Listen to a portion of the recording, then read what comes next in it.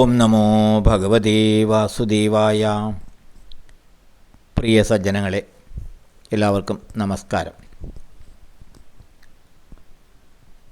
സത്സംഗവേദിയിൽ നമ്മൾ ശ്രീമദ് ഭഗവത്ഗീതയിലെ 4 അധ്യായങ്ങൾ പൂർത്തിയാക്കി. ഇന്ന് നമ്മൾ 5-ാം അധ്യായമായ കർമ്മസന്യാസ യോഗത്തിലേക്ക് പ്രവേശിക്കുകയാണ്. കർമ്മസന്യാസ യോഗം എന്ന് പറയുന്നത് സന്യാസിയുടെ മാർഗമാണ്.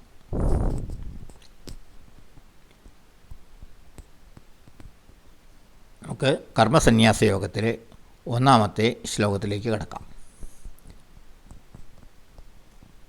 ഇത് അർജുനൻ്റെ ചോദ്യമാണ്.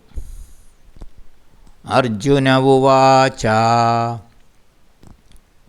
സന്യാസം കർമ്മണാം കൃഷ്ണ പുനർയോഗം ച ശംസസി യച്ഛ്രേയയേതയോരേകം തന്മേ ബ്രൂഹി സുനിശ്ചിതം. അർജുന ഉവാച, അർജുനൻ ചോദിക്കുന്നു അഥവാ പറയുന്നു, തന്മേ ബ്രൂഹി സുനിശ്ചിതം. സുനിശ്ചിതമായ ഒരു കാര്യം എനിക്ക് പറഞ്ഞു തരിക എന്നാണ് അർജുനൻ ഇതിൽ പറയുന്നത്. കൃഷ്ണ, ഹേ കൃഷ്ണ, സന്യാസം, അതായത് സന്യാസം, കർമ്മസന്യാസം, കർമ്മത്തെ ത്യജിക്കൽ, പുനഃ പിന്നെ, കർമ്മണാം യോഗം ച കർമ്മയോഗവും, ശംസസി ഇത് രണ്ടും അങ്ങ് പ്രശംസിക്കുന്നു, ഏതയോ ഇവയിൽ, യത് ഏതാണോ, ശ്രേയ ശ്രേയസ്കരം, തത് ഏകം ആ ഒന്ന്, സുനിശ്ചിതം നിശ്ചയമായി, മേ എനിക്ക്, ബ്രൂഹി പറഞ്ഞു തരിക. ഹേ കൃഷ്ണ, കർമ്മസന്യാസവും പിന്നെ കർമ്മയോഗവും ഇത് രണ്ടും അങ്ങ് പ്രശംസിച്ച് പറയുന്നു, രണ്ടും ശ്രേയസ്കരമെന്ന് അങ്ങ് പറയുന്നു. ഇവയിൽ ഏതാണോ ഏറ്റവും ശ്രേയസ്കരം, എനിക്ക് ശ്രേയസ്കരം, ആ ഒന്നിനെ നിശ്ചയമായി അങ്ങ് എനിക്ക് പറഞ്ഞു തരിക.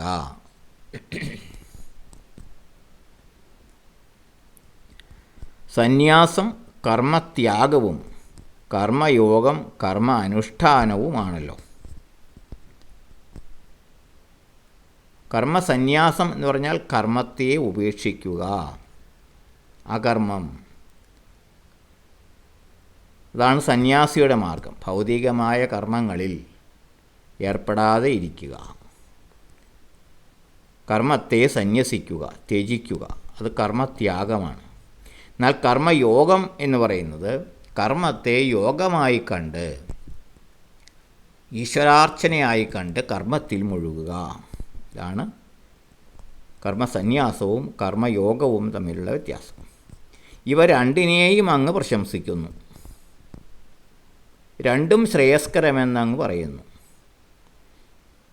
രണ്ടും സ്വീകാര്യമാണ് എന്നും പറയുന്നു.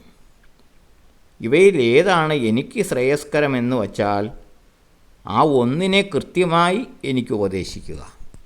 ഇത് രണ്ടും ഉപദേശിക്കുമ്പോൾ ഞാൻ ഏത് സ്വീകരിക്കണമെന്ന് എനിക്ക് ആകെ ഒരു ആശയക്കുഴപ്പമുണ്ടാകുന്നു. കർമ്മം ത്യജിച്ച് ജ്ഞാനത്തിൻ്റെ മാർഗം, ആത്മജ്ഞാനത്തിൻ്റെ മാർഗം നേടണമെന്ന് ഒരിക്കൽ അങ്ങ് പറയുന്നു. പിന്നെ പറയുന്നു ഭക്തിപുരസ്സരം കർമ്മം അനുഷ്ഠിക്കണമെന്ന്. ഇത് രണ്ടും സ്വീകാര്യമാണ് എന്നും പറയുന്നു. അതാണ് അർജുനന് ആശയക്കുഴപ്പം. ഇതിൽ തനിക്ക് ശ്രേയസ്കരമായത് ഏതാണ്? അതാണ് അർജുനൻ ചോദിക്കുന്നത്. എനിക്ക് സ്വയം തീരുമാനിക്കാനാവുന്നില്ല.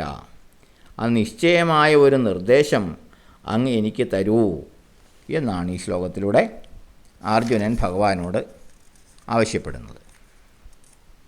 അപ്പം ജ്ഞാനയോഗത്തിലേക്ക് ഉയർന്ന ഒരാൾക്ക്, അതായത് ആത്മജ്ഞാനം സമ്പാദിക്കുന്ന ഒരാൾക്ക് കർത്തവ്യങ്ങളായി ഒന്നുമില്ലെന്നാണ് 3-ാം അധ്യായത്തിൽ പ്രസ്താവിക്കുന്നത്.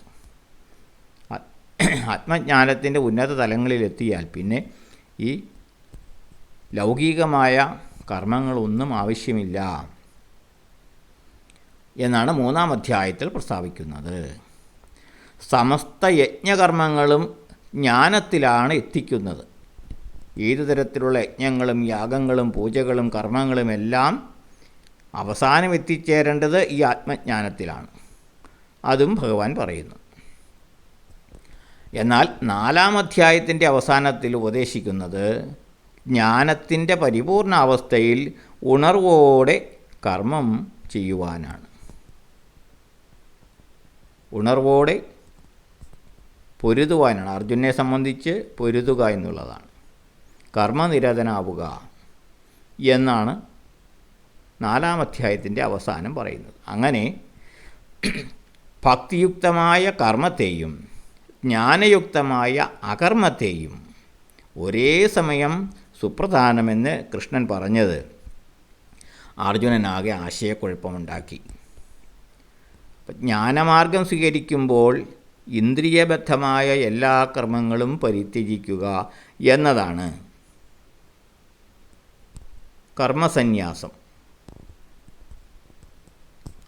അതായത് ഈ കർമ്മസന്യാസം, കർമ്മത്തെ ത്യജിക്കുക, അതാണ് ജ്ഞാനയോഗം എന്നാണ് അർജുനൻ മനസ്സിലാക്കിയത്. ജ്ഞാനമാർഗം സ്വീകരിക്കുമ്പോൾ ഇന്ദ്രിയബദ്ധമായ എല്ലാ കർമ്മങ്ങളും, അതായത് ഭൗതികമായ എല്ലാ കർമ്മങ്ങളും പരിത്യജിക്കുക, അഥവാ കർമ്മസന്യാസം, അതാണ് ജ്ഞാനയോഗം എന്നാണ് അർജുനൻ മനസ്സിലാക്കിയത്.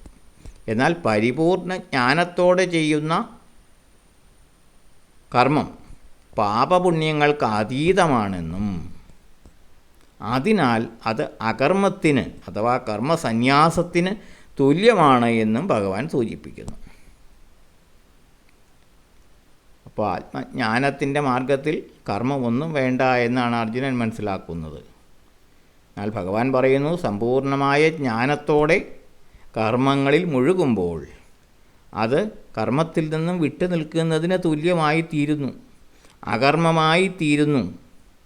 കാരണം ശരീരം കൊണ്ട് മാത്രമേ അവിടെ കർമ്മം അനുഷ്ഠിക്കുന്നുള്ളൂ. അതുകൊണ്ട് തന്നെ അത് പാപപുണ്യങ്ങൾക്ക് അതീതമാണെന്നും ഭഗവാൻ പറയുന്നു. ഇത് പൂർണ്ണമായി ഗ്രഹിക്കുവാൻ കഴിയാത്തത് കൊണ്ടാണ് അർജുനൻ ആശയക്കുഴപ്പത്തിലാകുന്നത്. എന്തിനാണ് ഇതെല്ലാം ഭഗവാൻ ഉപദേശിക്കുന്നത്? എന്ത് ചെയ്യണമെന്ന് നേരിട്ട് അങ്ങോട്ട് പറഞ്ഞാൽ പോരെ? അർജുന, നീ ഇപ്രകാരം ചെയ്യൂ എന്ന് പറഞ്ഞാൽ പോരെ? അത് തന്നെയാണ് അർജുനനെ ചോദിക്കുന്നത്. എനിക്ക് ശ്രേയസ്കരമായ എന്തെന്ന് അങ്ങിങ്ങോട്ട് പറഞ്ഞു തന്നാൽ മതി, എന്നെ ഇങ്ങനെ പലതും പറഞ്ഞ് ആശയക്കുഴപ്പത്തിലാക്കല്ലേ എന്നാണ് അർജുനൻ പറയുന്നത്. എന്നാൽ ഭഗവാന്റെ നിശ്ചയം ഭഗവാൻ നേരിട്ട് പറഞ്ഞു കൊടുക്കുന്നതിന് പകരം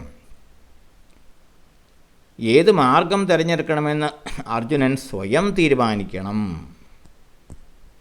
എന്നാൽ ഏതെല്ലാം മാർഗങ്ങളുണ്ടെന്നും അതിൻ്റെ ഗുണദോഷങ്ങൾ എന്തെന്നും പൂർണ്ണമായി മനസ്സിലാക്കുകയും വേണം അർജുനൻ. എല്ലാ മാർഗങ്ങളെപ്പറ്റിയും അറിവുണ്ടാകണം. അങ്ങനെ പൂർണ്ണമായി ഈ എല്ലാ മാർഗങ്ങളെയും മനസ്സിലാക്കിയിട്ട് വേണം സ്വയം തിരഞ്ഞെടുക്കുവാൻ. അതിലേത് മാർഗമാണ് ഞാൻ സ്വീകരിക്കേണ്ടത് എന്ന് അർജുനൻ സ്വയം തീരുമാനിക്കണം.